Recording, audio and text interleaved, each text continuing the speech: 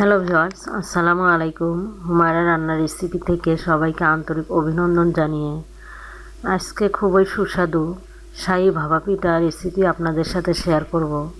চলুন তাহলে দেখে নেওয়া যাক।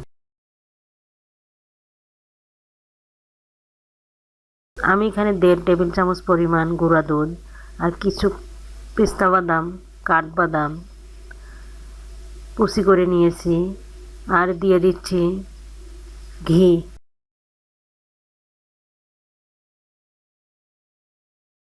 এখন সবগুলো উপকরণ খুব সুন্দর করে মেখে নেব।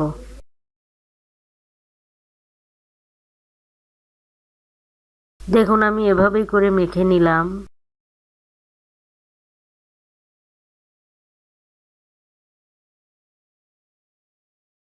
আর দিয়ে দিচ্ছি গুড়, নারিকেল কোরানো। এখানে আমার 3টে উপকরণই লাগবে।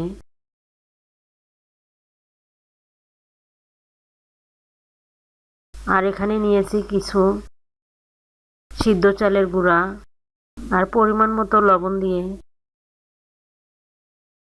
চালের গুঁড়ার সাথে ভালোভাবে মেখে নিচ্ছি।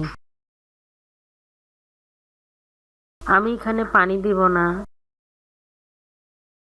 লিকুইড গরুর দুধ দিয়ে আটাগুলো মেখে নেব।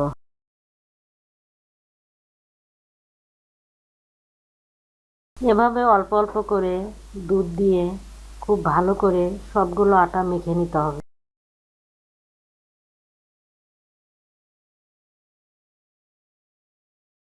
দুধ দেওয়ার ফলে ভাপা পিঠা দেখতে খুব সাদা হবে আর খেতে দারুণ টেস্টি হবে। গরম গরম খেতে ভাপা পিঠা অসাধারণ স্বাদ লাগবে। দেখুন দুধ দিয়ে আটাগুলো মাখানো হয়ে গেছে। এখন চেলে নেব। এজন্য একটি নেটে সব আটাগুলো অল্প অল্প করে চেলে নিচ্ছি।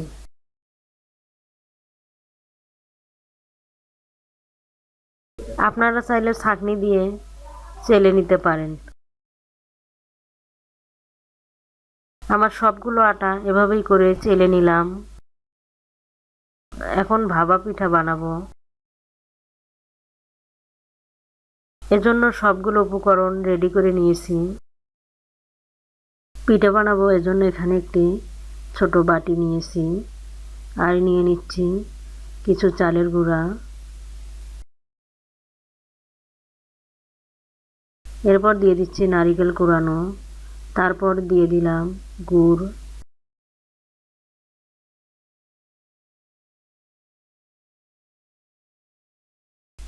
এরপর দিয়ে দিচ্ছি গুঁড়া দুধ, বাদাম দিয়ে যেগুলো মেখে রেখেছিলাম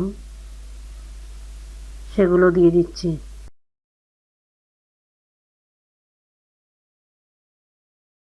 এরপর উপরে আবারও কিছুটা চালের গুঁড়ি দিয়ে হালকা করে চাপ দিয়ে দিচ্ছি।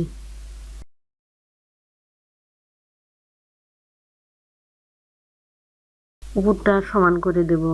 দেখুন আমি এভাবেই করে তৈরি করে নিলাম। এবার পিঠার মাঝে হাত দিয়ে কিছুটা ফাঁকা করে দেব। দেখতে ভালো লাগবে, সুন্দর লাগবে, এজন্যই এরকম করে দিলাম। আপনারা চাইলে নাও দিতে পারেন। আগে থেকে চুলায় একটি হাঁড়ি বসিয়ে দিয়েছি আর পরিমাণ মতো পানি দিয়ে পানিগুলোকে জাল করে নিয়েছি। এখন ভাপা পিঠার বাটিটা বসিয়ে দিচ্ছি। কিছুক্ষণ পরে উপরের বাটিটা তুলে নিলাম। ভাপা পিঠাটা 2 মিনিট পরে নামিয়ে নেব। দেখুন একটি আমার তৈরি হয়ে গেছে। দেখুন কত সুন্দর হয়েছে। আবার আরেকটি বসিয়ে দিলাম। এভাবেই করে সবগুলো ভাপা পিঠা বানিয়ে নিব।